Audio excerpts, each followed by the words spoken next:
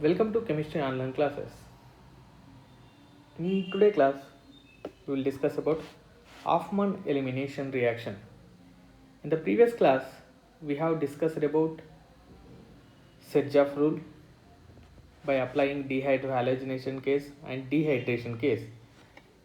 The second one we are going to discuss is Hoffman elimination. In this case, I am taking a amine. The conversion of amines into alkenes.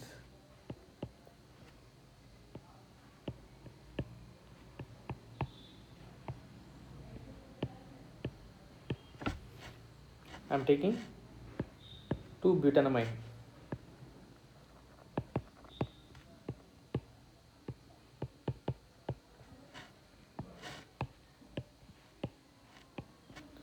Second position amine group is there.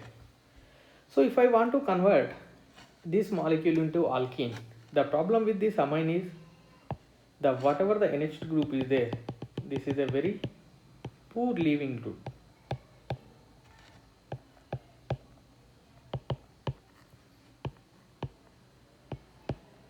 How we have to convert this poor leaving group into good leaving group? And we know that the amine group is difficult to leave. What we have to do, first we have to convert the NH2 group into good leaving group, and followed by we can perform the elimination reaction and we get alkenes, and that is the conversion we call it as Hoffman elimination reaction. First we have to convert the NH2 group into good leaving group. For that, what I am doing here,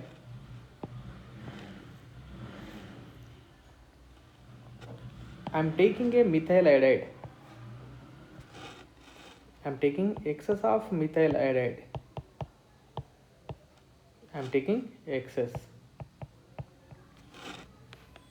If I go for the alkylation reaction on amines, what happens here?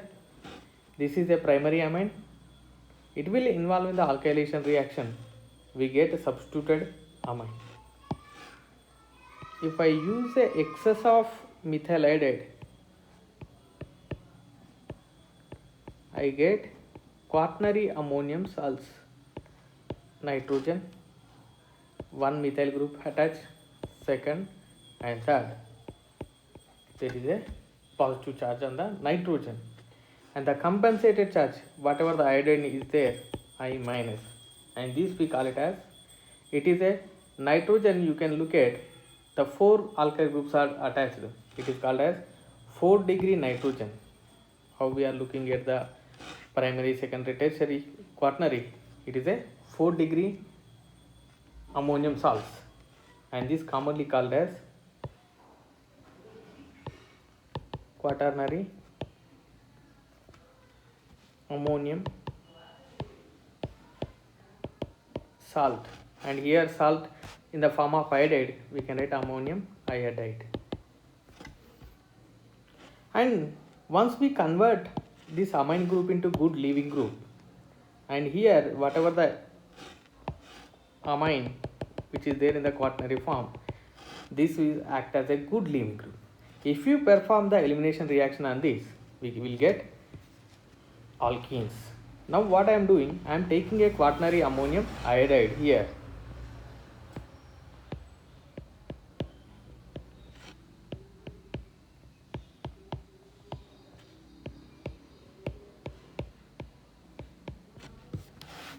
I am reacting with moist silver oxide plus water,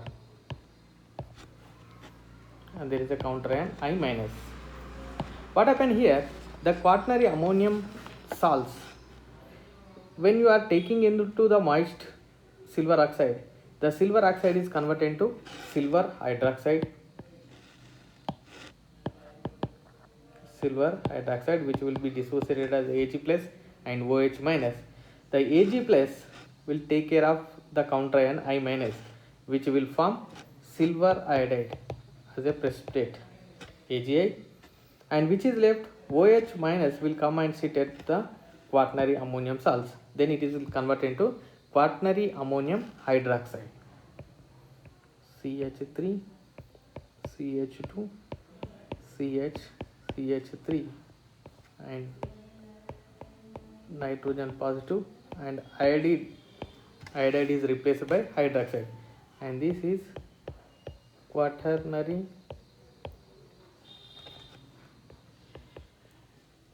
ammonium hydroxide.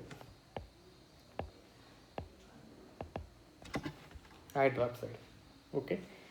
Now when we take a quaternary ammonium hydroxide, if we take it into elevated temperature, high temperature, OH minus which is there, which is act as a strong base and which abstract the beta hydrogen and gets alkenes.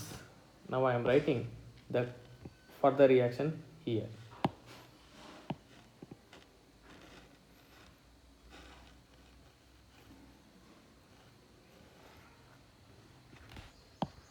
I am taking a quaternary ammonium salts.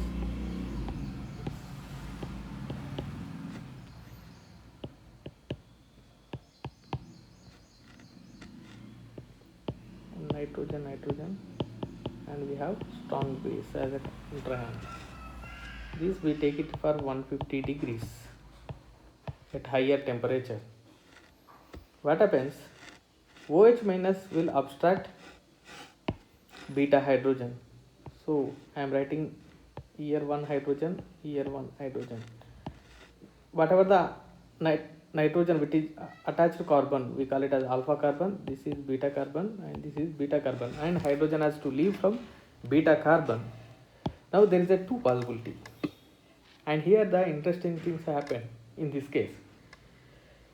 So previous Sedgwick case, always we got a more substituted alkene as a predominant product, but in the Hofmann elimination, always the hydrogen is removed from more hydrogen containing carbon, such that the hydrogen is removed here and nitrogen will leave, which forms less substituted alkene as a major product, that is but1-ene, which will be major, and the other minor product is but2-ene will come as a minor product. Plus I am writing minor product here. If we eliminate this beta hydrogen, we get more substituted alkene.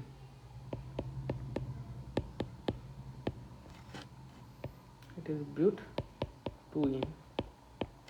This is minor and this is major.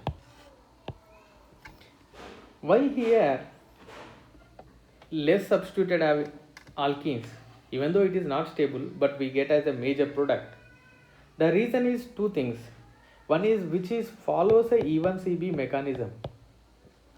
That means whenever we are using a base, first it will form a carbanion OH minus, which abstract a proton from beta hydrogen here and here. If it is abstracting from this beta hydrogen, this is the beta hydrogen, then we get a carbanion and this is the primary carbanion. If it is abstract from here and here, we get a secondary carbanion. And you know that which carbanion is more stable? Obviously the primary carbanion is more stable, and the negative charge is here, it is formed.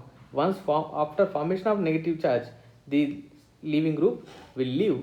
As a result, we get but1-ene as a major product in Hofmann elimination.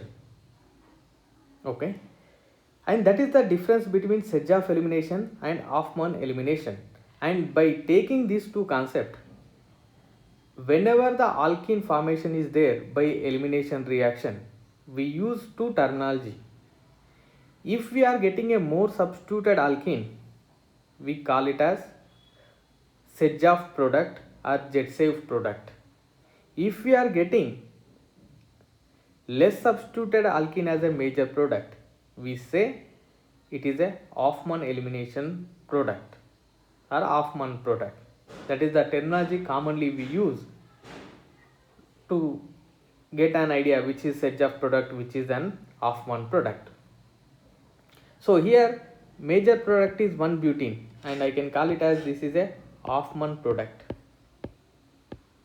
Hoffmann product. And butene is more substituted alkene. I can call it as it is a Sedgwick product. Sedgwick product. Is it clear? So whenever we say the product is coming as a Hoffmann is a major product, means less substituted alkene. If we say Sedgwick product is major, means more substituted alkene will come as a more percentage, and that is the difference when we are using in the terminology in the elimination reaction. Let's take one example for homework.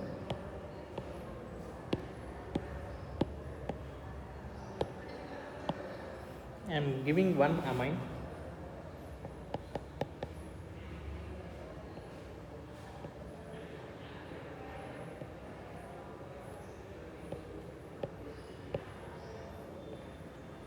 Okay. So it is 1, 2, 3, 4, 5. 2 pentanamine.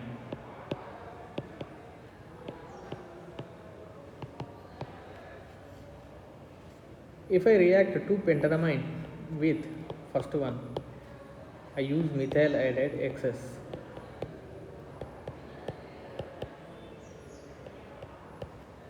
And second, after forming a quaternary ammonium salts, I am reacting with silver oxide, moist, and third, I will heat that whatever the product which is formed, quaternary ammonium hydroxide, at a higher temperature, take a above 50 degrees.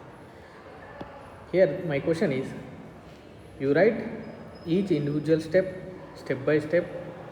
If you are taking 2 pentanamine, when you react with methyl iodide excess, what happens? After that, when you react with silver hydroxide or silver oxide, moist silver oxide, what happens? After taking for thermal condition, that is heating, which product is formed as a major and which product is formed minor, and clearly you write which is Hoffmann product and which is Sedgwick product. And this is the homework for today class.